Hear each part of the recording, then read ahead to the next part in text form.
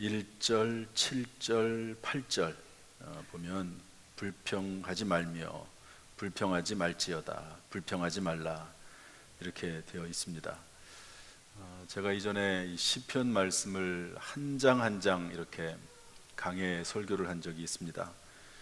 그런데 그때는 이 말이 안 보였거든요. 이 37편 앞부분의 이 짧은 내용 속에 불평하지 말라고 하는 말이 3번이나 들어가 있다 하는 것을 못 봤습니다. 성경은 이렇게 보면 볼수록 더 새롭게 그때그때 필요한 말씀이 우리 가운데 주어지는 것이 성경이다 하는 것을 알 수가 있습니다. 그래서 오늘 이 말씀이 눈에 띄어서 하나님께서 이 말씀을 전하라고 하시나 보다 하는 그런 마음이 들어서 이 말씀을 전하려고 합니다. 한번 저를 따라서 하시죠. 불평하지 말라. 다시 한번 불평하지 말라. 신앙생활에 있어서 그 모습을 크게 둘로 나누라고 하면 구원 또 그리고 구원 그 이후 이렇게 둘로 나눌 수 있을 것입니다. 한번 따라서 할까요? 구원 그 이후. 구원은 오직 믿음으로 받습니다. 그 사람이 뭐 착한 일을 많이 했다고 해서 또 공로를 많이 쌓았다고 해서 경건하다고 해서 또 그 사람이 예쁘고 착하다고 해서 구원을 받는 것이 아닙니다. 하나님께서 우리의 영혼을 구원하시고 우리의 영혼을 천국으로 인도하시는 것은 딱 한 가지입니다. 그것은 하나님의 아들 예수 그리스도를 믿는 믿음, 그거 하나 딱 보시고 하나님께서는 구원을 베푸시는 거거든요. 그래서 로마서 말씀 보면 1장 16절에 오직 의인은 믿음으로 말미암아 살리라. 또 로마서 4장 5절 말씀 보면 일을 아니할지라도 경건하지 아니함에도 의롭다 하시는 일을 믿는 자에게는 그의 믿음을 의로 여기시나니. 여러분, 하나님께서는 우리의 믿음을 보시고 의롭다고 하시고 구원을 주시는 줄로 믿습니다. 그런데 이렇게 구원은 오직 믿음으로 받지요. 그리고 그것이 끝이 아니고 구원 이후에는 그리스도인의 삶이 요청이 됩니다. 그러니까 삶이라고 하는 것은 예수를 믿고 이제 구원받는다는 조건으로 주어지는 것이 아니고 예수를 믿고 하나님의 자녀가 됐기 때문에 이제 하나님의 자녀다운 삶을 사는 것이죠. 여러분, 이 구원이라고 하는 것은 뭐 제가 가끔 말씀드리지만 유정란과 무정란으로 비유할 수 있습니다. 무정란은 그 안에 생명이 없죠. 그래서 아무리 시간이 지나도 시간이 지나면 지날수록 어느 순간 썩어버리고 맙니다. 왜냐하면 그 안에 생명이 없기 때문에 그렇습니다. 아무리 그 겉을 깨끗하게 해놔도 결국에는 썩어 없어집니다. 그러나 유정란은 그 안에 생명이 있기 때문에 그 겉이 조금 이렇게 지저분하고 더럽다 할지라도 뭐 심하게 더럽다 할지라도 어느 경우에 그럼에도 불구하고 그 유정란을 품고 있으면 어느 순간에는 생명이 나와서 부화가 되고 그리고 병아리들이 생기게 되는 것이죠. 그래서 이 구원은 그 안에 예수 그리스도의 생명이 있느냐 없느냐, 오직 이것만 하나님이 보십니다. 그 사람이 얼마나 착한 일을 했는지, 그 사람이 얼마나 공로를 많이 쌓았는지 이런 걸 보지 않습니다.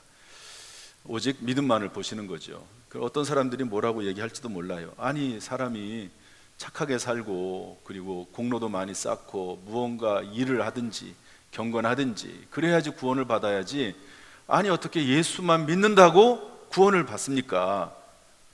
그런데 성경은 그렇다는 거예요. 그러면서 로마서 쪽 읽다 보면 하나님께서 죄인된 인간을 구원하시기 위해서 세우신 하나님의 방법이라고, 하나님의 구원의 도리라고 설명을 해주고 있습니다. 우리는 이렇게 구원받아 하나님의 자녀가 됐고 이제 단지 우리는 구원받은 이후에 삶을 살아나가는 것이죠. 그리고 우리의 삶은 내가 구원받은 것을 증명한다고 볼 수가 있습니다.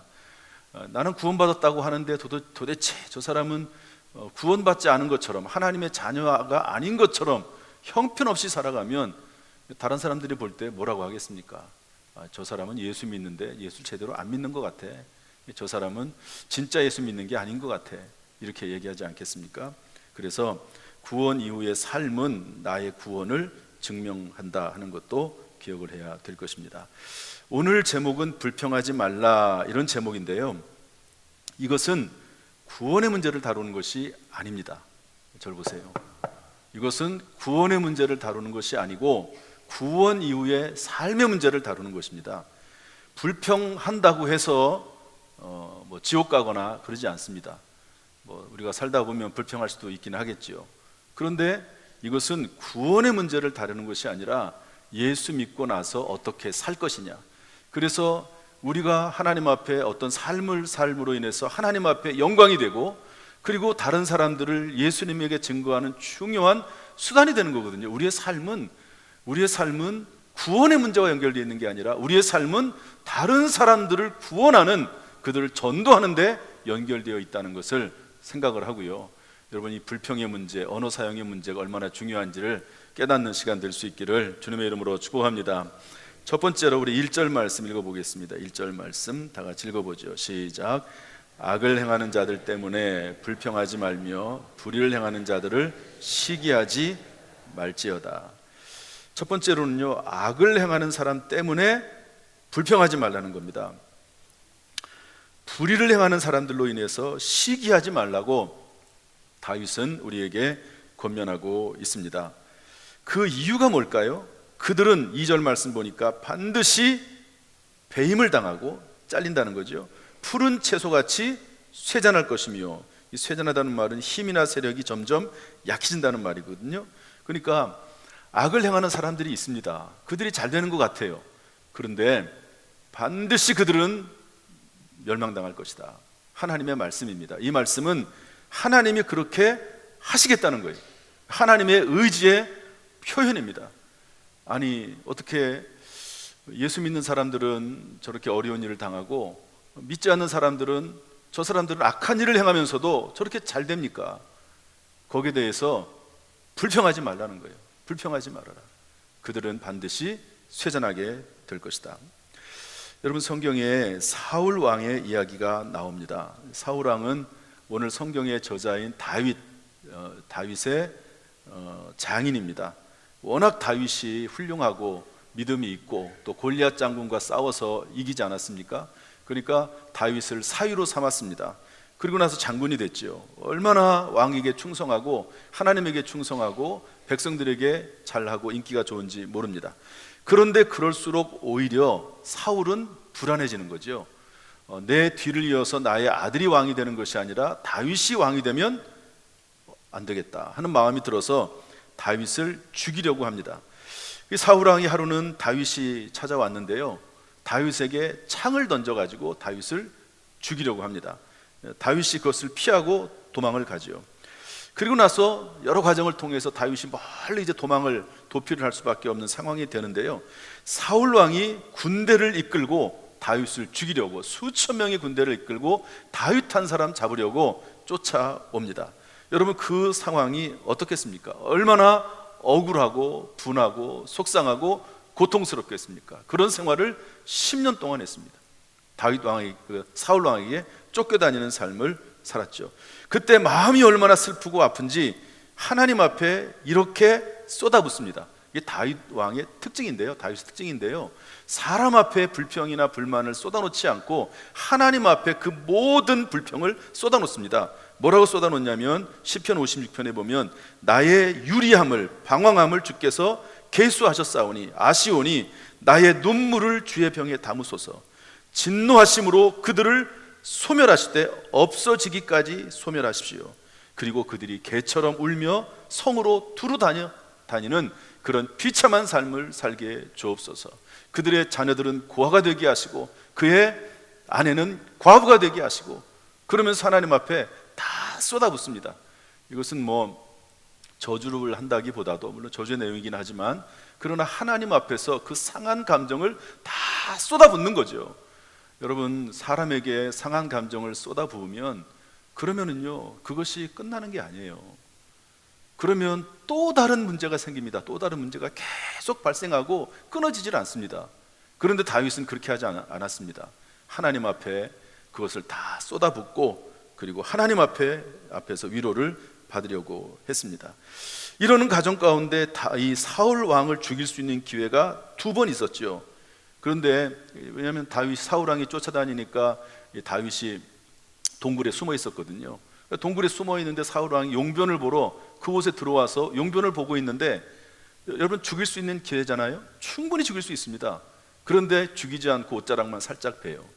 그리고 나서 그것도 나중에 양심의 가책을 느낍니다. 그 이유는 뭐냐면, 하나님이 기름 부어 세우신, 그 당시에 왕이나 제사장이나 선지자는 기름 부어 세웠거든요. 이런 사람을 내가 옷자락을 자르는 그런 일을 했다고 해가지고요, 하나님 앞에 죄송스럽게 생각을 합니다. 그러면서 내가 하나님께서 나를 위하여 사울 왕에게 보복하시려니와 내 손으로는 왕을 해하지 않겠나이다. 참 믿음으로 살았던 사람이죠. 불평하지 않습니다. 그리고 그 어려운 상황 가운데서도 믿음으로 행하는 것을 볼 수가 있습니다. 그 결과는 뭡니까? 사무엘상 31장 6절 보니까 사울과 그의 세 아들과 무기를 든 자와 그의 모든 사람이 다 그날에 함께 죽었더라. 사울 왕이 전쟁에 나가서요, 자기도 죽고 아들 3명도 그날 한날에 다 죽습니다. 하나님께서 그렇게 하시겠다는 거죠. 악을 행하는 자들 때문에 불평하지 말라는 겁니다. 오늘 제가 이 말씀을 전하지만 의분을 부정하는 것은 아닙니다. 여러분, 다윗이 블레셋의 장군인 골리앗이 이스라엘 백성들, 하나님의 백성인 이스라엘 백성들을 모욕하는 것을 보고 그것에 의분이 일어나서 골리앗과 싸워서 이기게 된 것 아닙니까? 그러니까 의분이라는 게 있습니다. 싸워야 될 때는 또 싸워야 되는 것이죠. 예수님도 성전을 청결하게 하시고 성전을 정화했습니다. 하나님께서 불의와 싸우라면 싸워야 되는 것이 우리의 모습이기도 합니다. 그렇기 때문에 의분을 부정하는 것은 아니지만 일반적인 면에 있어서 악을 행하는 자들 때문에 불평하지 말라고 성경은 말씀하고 있습니다. 2번째로 우리 7절 말씀 읽어보겠습니다. 7절 말씀 다 같이 읽어보죠. 시작. 여호와 앞에 잠잠하고 참고 기다리라. 자기 길이 형통하며 악한 꾀를 이루는 자 때문에 불평하지 말지어다. 여기 뭐라고 되어 있습니까? 악한 꾀가 이루어지는 자들로 인해서 불평하지 말아라. 여러분, 악한 자들은 꾀를 만들어냅니다. 그런데 문제는 그 꾀가 성공한다는 거예요. 악한 사람들이 하는 일마다 안 돼야 되는데 악한 사람들이 하는 일이 잘 되네요. 그런데 그렇다 할지라도 불평하지 말라는 겁니다. 하나님 앞에서 하나님의 때가 될 때까지 잠잠하고 참고 기다리라고 말씀하고 있습니다. 하나님의 때가 있다는 거죠. 아무리 악한 자가 득세한다고 하더라도 그것 때문에 불평할 필요 없고 하나님의 때가 있음을 믿으라 하는 것입니다. 성경에 압살롬에 대한 이야기가 나옵니다. 여러분, 압살롬은 다윗의 아들이죠. 그런데 다윗이 나이가 들어 늙으니까 자기가 왕이 되겠다고 다윗 왕을, 자기 아버지를 죽이려고 쿠데타를 일으킨 사람이 압살롬입니다. 그런데 그 압살롬이요, 하는 일이 잘 돼요. 백성들의 마음이 압살롬에게 돌아가고, 심지어 아히도벨이라고 하는 당시에는 최고의 전쟁 전략가가 압살롬의 편에 들어섭니다. 그러니까 백성들이, 야, 아히도벨이 압살롬의 편에 섰대, 그런 말을 듣고요, 전부 압살롬에게 사람들의 마음이 움직여집니다. 그때 다윗은 어떻게 하죠? 다윗은 이렇게 이야기합니다. 이 다윗 아들과 싸울 수가 없죠. 여러분, 아들과 싸워서 이기면 뭐 하겠습니까? 그러니까 다윗이 피신을 합니다. 피신을 할 때 시므이라고 하는 사람이 계속 쫓아오면서 죄를 뿌리면서 다윗을 저주합니다. 그랬더니 그 옆에 아비새라고 하는 장군이, 다윗이 도망갈 때 또 다윗을 쫓아서 다윗을 끝까지 보필하면서 다윗을 도왔던 사람이 600명이 있습니다. 그들 중에 하나인 아비새가 뭐라고 말하냐면, 저 개만도 못한 사람 시므이를 내가 죽여버리겠습니다. 한마디만 하십시오. 그러면 제가 한 번에 죽여버리겠습니다. 그랬더니 다윗이 이렇게 말합니다. 내 몸에서 난 아들도 내 생명을 해하려 하거든 하물며 이 베냐민 사람이라. 여호와께서 그에게 명령하신 것이니 그가 저주하게 버려두라. 혹시 여호와께서 나의 원통함을 감찰하시리니 오늘 그 저주 때문에 여호와께서 선으로 내게 갚아주시리라. 여러분, 그 원통하고 비참한 순간에 이런 말을 누가 할 수 있겠습니까? 내버려둬. 내 아들도 나를 죽이려고 하는데 저 사람이 나를 저렇게 저주한다고 그래서 그게 뭐가 큰 문제가 되겠느냐. 이러한 엄청난 고난과 어려움을 내가 지금 당하고 있는데 이것 때문에 하나님께서 나를 불쌍히 여기실 것이다. 하나님이 나를 불쌍히 여기지 않겠느냐. 그러면서 고통당하는 것을 이렇게 해석을 합니다. 이렇게 이제 쫓겨나가게 되는데요, 나중에 이제 다윗이 다시 힘을 모아가지고 왕위를 되찾습니다. 그런 과정 가운데 아히도벨, 그 사람은 자기의 엄청난 전략이 이 압살롬에게 용인되지 않는 그런 일이 있었거든요. 그 일로 인해서 이 일은 뭔가 잘못되고 있구나라고 생각을 하고요, 자기 고향으로 내려가서 목매달아 죽습니다. 압살롬은 요압이라고 하는 장군에 의해서 창에 찔려서 죽습니다. 이렇게 끝나고 마는 것이죠. 악한 자들의 꾀가 이루어지는 것처럼 생각이 되지만 그들은 반드시 때가 되면, 하나님의 때가 되면 멸망할 것이라고 성경은 말씀을 하고 있습니다. 그래서 시편 1편 1절 6절 말씀 보면 이렇게 되어 있습니다. 복 있는 사람은 악인들의 꾀를 따르지 아니하며. 한번 따라합시다. 복 있는 사람은 악인들의 꾀를 따르지 아니하며. 악한 자가 저렇게 해가지고 뭔가 득세하는 것처럼 생각이 되지만 악한 자들의 꾀를 따르지 않습니다. 그 꾀 자체가 아무리 좋다 할지라도 악한 자가 하는 짓은, 사람이 참 중요하거든요. 악한 자가 하는 일의 결과는 항상 악합니다. 악한 사람들을 멀리하는 것이 중요합니다. 복 있는 사람은 악인들의 꾀를 따르지 아니하며 죄인들의 길에 서지 아니하며 오직 오만한 자들의 자리에 앉지 아니하고 오직 여호와 율법을 즐거워하여 그의 율법을 묵상하는 자로다. 한번 따라합시다. 오직 여호와 율법을 즐거워하여 그의 율법을 주야로 묵상하는도다. 그러면 시냇가에 심은 나무가 철을 따라 열매를 맺으며 그 잎사귀가 마르지 아니함 같으니 그가 하는 모든 일이 다 형통하리로다. 악인들은 그렇지 아니하며 오직 바람에 나는 겨와 같도다. 그러므로 악인들은 심판을 견디지 못하며 죄인들이 의인들의 모임에 들지 못하리로다. 무릇 의인들의 길은 여호와께서 인정하시나 악인들의 길은 망하리로다. 한번 따라합시다. 악인들의 길은 망하리로다. 그래서 악한 꾀가 이루어지는 자들로 인해서 불평하지 말라고 성경은 말씀하고 있습니다. 마지막 세 번째로 8절 말씀인데요, 한번 읽어보겠습니다. 8절 말씀 다 같이 시작.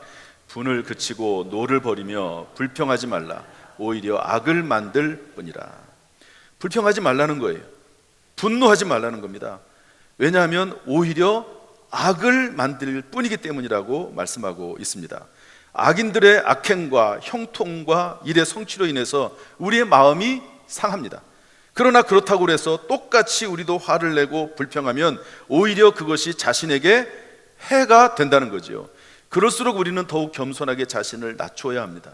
하나님의 말씀 가운데 자신을 돌아보고 어떻게 행동해야 될지 분별해야 됩니다. 언어와 행동을 감정적으로 처리하지 말아야 한다는 것이죠. 여기에 대한 대표적인 예가 모세에 대한 이야기입니다. 이스라엘 백성들이 광야에서 물이 없다고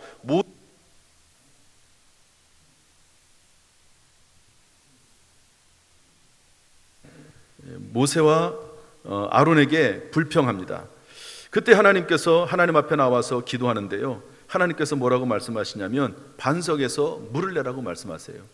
물을 내라. 그래서 이제 모세와 아론이 가가지고요, 백성들을 다 불러 모아놓고 모세가 손을 들어서 반석을 쳐서 물이 나오게 하는데 반석을 2번 칩니다. 여기에 대해서 물론 이제 물이 나오긴 하죠. 그때 여호와께서 모세와 아론을 부릅니다. 너희가 나를 믿지 아니하고 이스라엘 자손의 목전에서 내 거룩함을 나타내지 아니한 고로 너희는 이 회중을 내가 그들에게 준 땅으로 인도하여 드리지 못하리라. 그러니까 가나안 땅에 못 들어간다는 거예요. 그 이유가 뭐냐면 너희가 나를 믿지 않았다는 거예요. 그런데 너희가 내 거룩함을 나타나지 않았다는 겁니다. 그러니까 반석에서 물을 치는 것은 좋다. 2번 쳤다는 말은 뭐냐면요, 자기의 감정을 했다는 거거든요. 이스라엘 백성들에 대한 분노를 가지고 도대체 이 백성들은 언제까지 이렇게 불평하고 불만할 것이냐, 하나님을 원망할 것이냐라는 그런 감정적인 마음이 들어가지고요, 반석을 둘로 치면서 자기의 의를 나타내고 내가 물을 내랴 이렇게 말을 하면서 하나님께 영광을 돌리지 않았습니다. 하나님께서 보시기에 아주 괘씸했던 거예요. 그래가지고 모세가 또 아론이 가나안 땅에 들어가지 못했습니다. 그래서 야고보서 1장 19절 20절은 이렇게 말씀하고 있습니다. 내 사랑하는 형제들아, 너희가 알지니 사람마다 듣기는 속히하고 말하기는 더디하며 성내기도 더디하라. 사람의 성내는 것이 하나님의 의를 이루지 못함이라. 듣기, 말하기, 성내기, 이렇게 세 번 쓰고 있어요. 듣기는 속히하라, 말하기는 더디하라, 성내기도 더디하라. 성내지 말라 이런 말은 또 안 하세요. 조심해서 신중하게 하나님의 뜻 가운데서 성내는 일을 해야지, 그렇지 않으면 하나님의 의가 이루어지지 못한다고 성경은 말씀을 하고 있습니다. 지난 주간에 우리 지방회에서 부흥회를 했습니다. 이덕한 목사님이라고 강서교회 목사님이 오셔서 말씀을 전하셨는데요, 참 귀한 시간이 됐습니다. 그런데 이분이 설교 중에 이런 얘기를 하시더라고요. 이분이 어떤 이제 설교 시간이 아니라 어떤 세미나 같은 데 가가지고 강의를 한 적이 있었나 봐요. 그래서 이제 교인들을 대상으로 이렇게 물어봤다고 합니다. 혹시 교회에서 신앙생활을 하는 중에 상처받은 사람 있으면 손을 들라 그랬대요. 우리도 한번 해볼까요? 신앙생활 하면서 마음에 상처를 받은 경험이 있는 분들 손을 들어봐라 그랬더니 거기에 앉은 사람 중에 99%가 손을 들더랍니다. 나는 교회 다니면서 다 신앙 상처를 받았다. 다른 사람의 말이 됐든 행동이 됐든 뭐가 됐든지 간에, 또 목사님의 설교가 됐든 뭐가 됐든지 간에 어떻게 됐든지 간에 나는 마음에 상처를 받은 적이 있다. 99%. 그리고 나서 이제 그러면 혹시 이 안에 상처를 다른 사람에게 준 사람이 있으면, 내가 상처를 받았잖아요, 어떤 다른 사람 때문에. 그럼 내가 혹시 다른 사람에게 상처를 준 적이 있으면 손을 들어봐라 그랬더니 몇 명의 손을 들었을까요? 한 명도 안 들더랍니다. 물론 이제 민망해서 손을 못 들 수도 있지만 한 명도 안 들더랍니다. 자기가 다른 사람에게 상처받은 것은 기억을 하는데 다른 사람에게 상처를 준 거는 모르는 거예요. 상처를 준 거는. 그분이 이런 말을 했습니다. 바른 말이 할 말이 아니다. 따라합시다. 바른 말이 할 말이 아니다. 어떤 사람은 바른 말이니까, 옳은 말이니까 꼭 해야 된다고 무조건 다 얘기하는 사람이 있어요. 성경적이지 않습니다. 여러분, 나는 바른 말이라고 생각을 하지만 그 말이 반드시 바른 말은 아니거든요. 여러분, 그렇지 않습니까?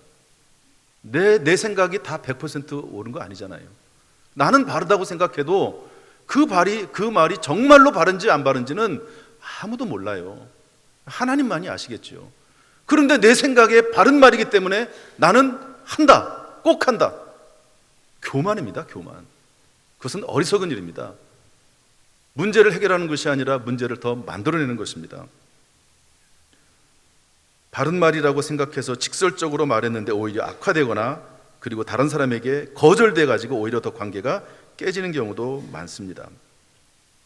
여러분, 다윗이 범죄했습니다. 간음죄를 저지르고 간음죄를 저지른 여자의 남편을 죽이는 살인죄를 저질렀습니다. 엄청난 죄를 저질렀죠. 그런데 그 당시에 왕에게 누가 감히 그런 말을 하고 대들겠습니까? 그러니까 아무도 얘기를 못해요. 그런데 다윗은 그 양심의 가책을 받아가지고요, 다윗이 내 뼈가 꺾이는 것 같다 그렇게 얘기를 합니다. 양심의 가책을 느끼는 거죠. 그렇지만 뭐 누가 왕에게 함부로 말합니까? 그러니까 아무도 말할 사람이 없으니까 하나님께서 나단이라고 하는 선지자를 보냅니다. 그래서 하나님께서 나단에게, 다윗에게 가서 그 죄를 지적하라고 얘기를 해요. 그러면 나단 선지자가 하나님의 명령을 받았으니까 직접 대놓고 뭐 단도직입적으로 직설적으로 얘기할 수 있습니다. 여러분, 구약시대의 선지자들은 보통 사람들이 아니거든요. 목숨 걸고 하나님 말씀을 전하는 분들입니다. 그러니까 이제 그렇게 전할 수 있어요. 그런데 여러분, 나단 선지자가 다윗 왕 앞에 가서 뭐라고 얘기하는지 아십니까? 왕이시여, 어느 한 마을에 두 사람이 있습니다. 한 사람은 부자입니다. 양이나 소가 많습니다. 한 사람은 가난하고 양 한 마리밖에 없습니다. 그런데 그 부자에게 외부에서 멀리서 손님이 왔는데 그 부자가 자기 집에 있는 그 많은 양들을 잡지 않고 그 가난한 사람에게 있는 양 한 마리 그걸 뺏어다가 그걸 가지고 그 나그네를 대접을 했습니다. 그러니까 다윗이 그 말을 듣는 순간 얼마나 화가 납니까? 아니, 도대체 그런 놈이 내 백성 중에 있단 말이냐? 당장 데리고 오라고, 내가 죽여버리겠다고. 나단이 뭐라고 말하죠? 그 사람이 바로 당신입니다. 돌려서 말해요. 한번 돌려서 말할 줄 압니다. 다윗이 그 말을 듣고 하나님 앞에 깨닫습니다. 깨닫고요, 회개하죠. 철저히 회개하죠. 왜냐하면 그 죄가 얼마나 나쁜 죄인지를 자기 입으로 말을 해버렸어요. 말을. 죽일 죄입니다. 죽일 죄예요. 그렇게 한번 돌려서 말할 수 있다고 하는 것은 참 지혜로운 사람입니다. 종교개혁자 루터라고 하는 사람이 있습니다. 루터는 로만 가톨릭에 대항을 해서 16세기 종교개혁을 일으킨 사람입니다. 로만 가톨릭, 엄청난 권력을 가지고 있는 로마 교회죠. 로마 교회. 심지어 황제들도 로마 교황의 허락을 받아야지만이 황제로 등극할 수 있습니다. 엄청난 권력을 가지고 있는, 그러면서 권력이 너무 많다 보니까 또 부패하기도 엄청 많이 부패했던 시대에 권력이 있는 건 좋아요. 그런데 성경적으로 해야 되는데 성경적으로 하지 않고 심지어 구원을 받는데 헌금을 많이 해야지, 헌금을 하면 죄 용서를 받는다고 이렇게 잘못 가르치니까 루터가 종교개혁을 일으킵니다. 많은 죽음의 위협을 느끼죠. 그런 위험 가운데 너무 낙심이 될 때가 있지 않겠습니까? 왜냐하면 너무 이렇게 로만 가톨릭에서 공격을 하고 죽이려고 하고 막 이러니까요. 그래서 낙심하고 좌절하고 있는데 하루는 그의 아내가 찾아왔어요. 찾아왔는데 상복을 입었습니다. 우리로 말하면 하얀 소복을 입고 온 거죠. 루터가 깜짝 놀랍니다. 아니 왜 그렇게 상복을 입고 왔냐고, 누가 죽었냐고. 그랬더니 루터의 아내가 이렇게 말을 했습니다. 내가 당신을 보니까 하나님이 죽은 것 같다고. 그렇게 얘기합니다. 여러분, 루터가 그런 낙심 가운데 있을 때 이렇게 얘기할 수 있어요. 아니 왜 이렇게 낙심하냐고. 당신은 지금 종교개혁을 하는 사람 아니고 하나님의 사명을 받아서 열심히 지금 목숨 걸고 하고 있는데 그런 일 때문에 낙심하고 있냐고. 그러지 말라고. 그러면서 직설적으로 얘기할 수 있어요. 그러나 그렇게 얘기하지 않습니다. 상복을 입고 와가지고 그러면 무슨 얘기인지 금방 다 알지 않습니까? 그 얼마나 그 마음속에 깊이 새겨집니까? 그래서 루터가 다시 힘을 얻어가지고요, 종교개혁을 완성하게 됩니다. 사람의 언어 훈련, 표현 능력은 참 중요합니다. 어떻게 표현에 따라서 똑같은 내용을 말함에도 불구하고 표현에 따라서 어떤 사람은 살기도 하고 어떤 사람은 죽기도 하고 어떤 사람은 망하기도 하고 어떤 사람은 흥하기도 하는 것이 그 사람의 언어 생활이고 표현에 있다는 것을 알 수가 있습니다. 그래서 오늘 본문의 다윗은요, 그 고통 가운데서도 자기가 지금 고통을 당하고 있거든요. 그럼에도 불구하고 자기 스스로에게 말하기를 불평하지 말아라. 그리고 다른 사람에 대해서도 불평하지 말아라. 이렇게 권면하고 있는 것입니다. 말씀을 정리하겠습니다. 사랑하는 성도 여러분, 이 세상은 천국이 아닙니다. 교인들도 천사가 아닙니다. 목사도 천사가 아니고요, 장로님들도 천사가 아닙니다. 우리는 영원한 천국을 목표로 하고 그냥 달려나가는, 조금이라도 이 땅에서 천국의 모습을 맛보고 살아가는 그런 존재들이지, 이 땅도 천국이 아니고 교인들도 천사가 아닙니다. 가정이나 직장도 천국이 아니고 가족이나 직장 동료도 천사가 아닙니다. 불평이나 불만을 여과 없이 쏟아놓기 시작하면 모든 상황은 더 악화될 뿐이고, 중요한 것은 마음에 평안이 없습니다. 행복이 없습니다. 그래서 오늘 성경 말씀에 시편 31편 3절 6절 결론적으로 이런 말씀을 하고 있습니다. 여호와를 의뢰하고 선을 행하라. 땅에 머무는 동안 그의 성실을 먹을거리로 삼을지어다. 또 여호와를 기뻐하라. 그가 내 마음의 소원을 내게 이루어 주시리로다. 내 길을 여호와께 맡기라. 그를 의지하면 그가 이루시고 내 공의를 빛같이 나타내시며 내 공의를 정오의 빛같이 하시리로다. 아멘. 사랑하는 성도 여러분, 하나님을 의지하고 선을 행하며 하나님께 맡길 것은 하나님께 맡기는 가운데 정오의 빛같이 빛나는 우리 모두가 될 수 있기를 주님의 이름으로 축원합니다. 기도하겠습니다.